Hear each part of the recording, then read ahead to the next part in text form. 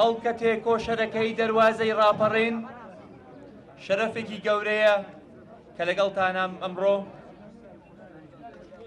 پیرۆزبایی لە خەڵکە تێکۆشەرەکەی ئەم دەبەرە ئەەکەم کە دیسانەوە بەرەو هەڵبژاردنێکە ئەڕۆینەوە.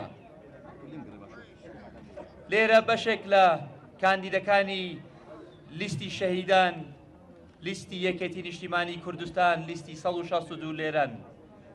هیوای سەرکەوتنیان بۆ ئەخوازین، هیوای سەرکەوتنیش بۆ ئەوانەش ئەخوازین کە لێرە نین، بەڵام خەباتەکەن دەنگ کۆکەنەوە بۆ لیستەکەیان، بۆ حیزبەکەیان، بۆ شار و شارۆچکەکەیان، بۆ کوردستانەکەیان. شاراوە نییە کە ئەمڕۆ ئەزمون و خەوارەی هەرێمی کوردستان لەژێر مەترسیدایە.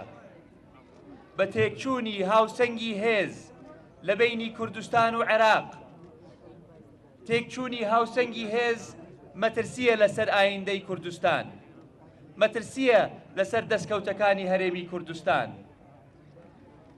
مامی خۆشەویستان بۆ ئەو ساڵانەی کە لە بەغدا بوو نەخشە ڕێگایەکی جوانی دانابوو بۆ ئاشتەوایی بینی کورد و عەرەب و پێکەوە ژیانی خەڵکانی هەرێمی کوردستان لە چوارچێوەی عێراقێکی دیموکراتی فێدراڵدا.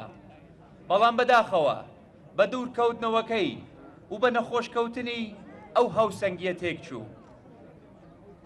بۆ ڕاگرتنەوەی ئەو هاوسەنگیە، بۆ گەڕانەوەی شکۆ بۆ هەرێمی کوردستان، بۆ گەڕانەوەی هێز و بۆ بەدەستهێنانەوەی ئایندەمان پێویستە تیمێکی بەهێزی یەکێتیانە بنێرینەوە بۆ بەغا، تاکو لە بەغاوە پشتیوانی لە ماف و داواکاریەکانی کۆمەڵانی خەڵکی کوردستان بکەن.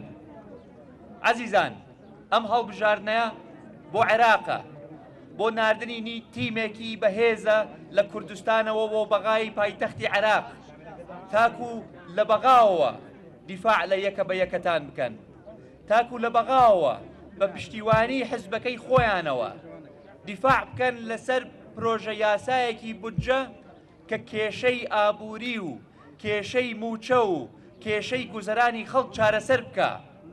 ئەم شەڕە لە بەغداوە ئەکرێ.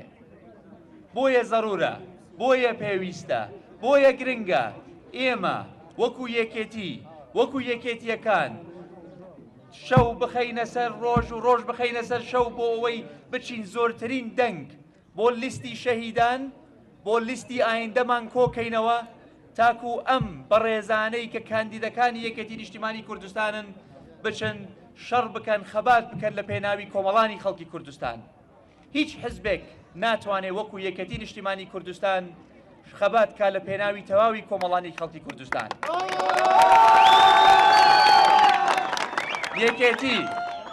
یەکێتی هەمیشەی هەمووان بووە، یەکێتی هەمیشە بۆ هەمووان خەباتی کردووە، یەکێتی تەنها بۆ یەکێتی خەباتی نەکردووە، یەکێتیەکان تەنها بۆ یەکێتیەکان خەباتیان نەکردووە. یەکێتی کە چووە سەنگەرەوە، کە بەرگری کرد لە درندەترین تێرۆریستی سەر کوڕەی عەرزە، تەنها بۆ پاراستنی یەکێتی نەیکرد، بۆ پاراستنی یەکە بە یەکە ماڵەکانی هەرێمی کوردستانی کرد. ئەمڕۆ کە ئێمە تیمێکی بەهێزە نێرینەوە بۆ بەغدا، بۆ ئەوە نانێرین تاکو تەنها خەبات بکەن بۆ یەکێتی، بۆ ئەوە ئەیان نێرین بە دەنگی ئێوە، بە پشتیوانی ئێوە، بۆ ئەوەی بتوانن شەڕ بکەن بۆ بەدەستهێنانەوەی ئایندەی کۆمەڵانی خەڵکی کوردستان، بۆ چەسپاندنی مافە دەستوریەکانی کۆمەڵانی خەڵکی کوردستان. ئێمە بینیومانە کە ئاڵۆزی بکەوێتە ناو پەیوەندیەکانی نێوان هەرێم و بەغا چیمان بەسەرایەت، دۆخی ئابووری کوردستان چی بەسەرایەت، گوزەرانی بازار چی بەسەرایەت، پرۆژەکانمان چۆن ئەوەستێن، مەعاش چی بەسەریێت. ئەو تەجروبەیە تاقی کراوەتەوە. ئێمە ئەبێ بگەڕێینەوە سەر ڕێبازەکەی مام، ڕێبازەکەی مامی خۆشەویستان کە لەگەڵ تەبایی و برایەتی بوو، نە لەگەڵ پاشکۆیی و نۆکەری، بەڵکو لەگەڵ ئەوە بوو کە تەوافق هەبێ، تەوازن هەبێ، شان بەشانی هاوسەنگەرەکانمان بوەستین لە پێناوی خەباتکردن لە پێناوی کۆمەڵانی خەڵکی کوردستان.